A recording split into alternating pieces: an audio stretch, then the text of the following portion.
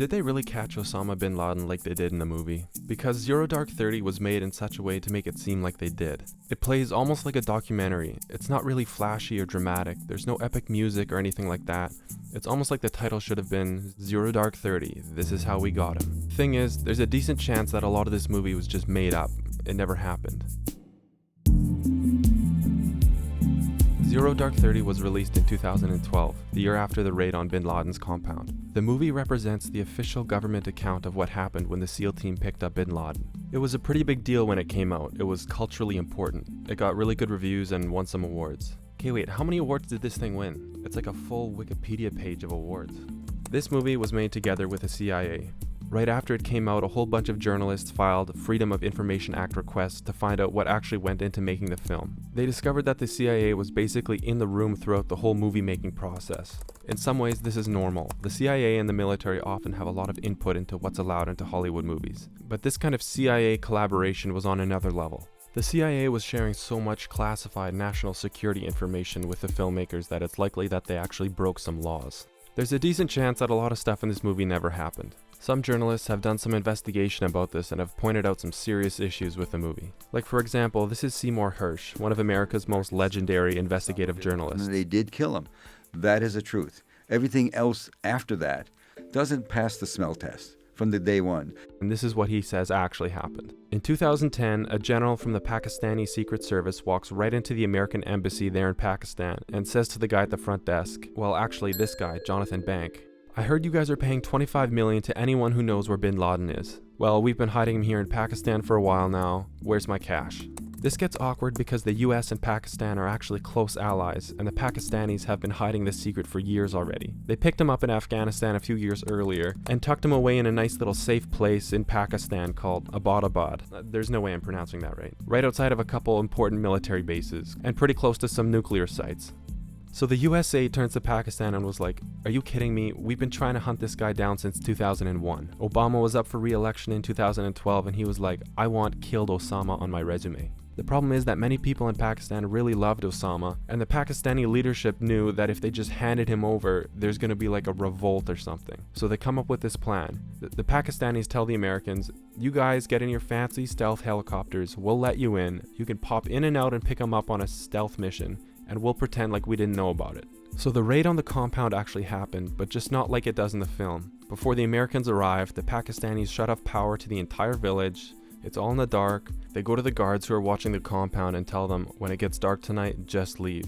The Americans show up, they walk in, there's not much shooting because the guards all left. Then the SEALs use explosives to blow some doors off. They walk in, shoot bin Laden, grab him, and then peel out of there.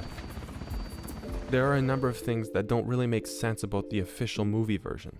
The idea that bin Laden would choose to hide right outside of two giant military bases in Pakistan, a country that works pretty closely with America, and the Pakistanis didn't know about it, doesn't really add up. What's this cluster of buildings down here? The PMH, the Pakistani Military Academy. It's their West Point. This pause is actually in the movie. Even the CIA director in the movie doesn't believe that the Pakistanis didn't know about it. Here's Hersh talking with Tariq Ali, who's written a bunch of books on Pakistan. You know, Syed, the day after the event, quite an astonishing thing happened. A lot of the cabbies, the motorcycle rickshaw drivers, all were carrying banners saying, shh, don't blow your horn today, our army is sleeping. Amazing. Because everyone knew that senior ranks of the army had collaborated. I mean, people are not stupid. Even people who can't read or write knew what happened. The other thing is that in the movie they make a big deal out of tracking the couriers who bring messages in and out of the compound.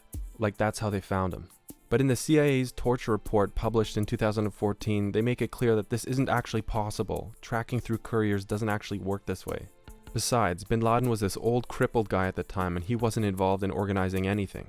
Obviously, there was a lot of pushback to Hersh's story. A lot of mainstream journalists were not happy about it. Hersh goes on CNN and they gave him a pretty hard time about it. They're unhappy that Hersh's sources are anonymous. They don't like that he says the SEALs and Obama are lying in their version of events. I think there are some real questions to ask about this alternative version though. Like, this is a fair question. If the Pakistanis were in control of bin Laden this entire time, why not just have them kill him and then hand over his body, and then the U.S. says whatever they want to say? The other element of untruth in the CIA's film here is the story behind the main character, Maya, and about all the torture in the movie. Jane Meyer at The New Yorker has written a lot about this. Apparently this character was mostly based on Alfreda Bukowski, who was called the unidentified Queen of Torture. Turns out Alfreda is kind of a psychopath. She personally tortured many people in black sites all around the world, and the original version of the film had her doing a lot more torture in it, but the CIA took out a lot of the more nasty scenes to make her not look so bad. She's also really terrible at her job. Alfreda was personally responsible for probably the worst intelligence failure in American history, letting the 9/11 hijackers into the country. Obviously the movie doesn't mention any of these things. The thing about all the torture in the movie is that now we know that none of it produced any real information. We know this because the torture report created by the Senate Intel Committee in 2014 points this out in detail. They even made a movie about this report with a guy from Star Wars.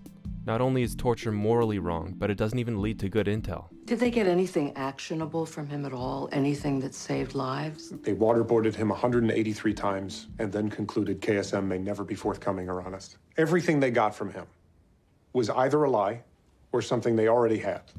Turns out the whole point of Zero Dark 30 is just to convince you that they needed to torture, when this really just wasn't true. A lot of people in the CIA were very worried about what they'd done in torture. Anybody who's seen Zero Dark 30 knows in the movie, they tortured somebody to get the name, the courier that led him to bin Laden. It's all a lie, but the whole structure for that had a significant reason. It was to publicly tell the American people, it's really okay to waterboard sometimes. Look what we got. Look what we got.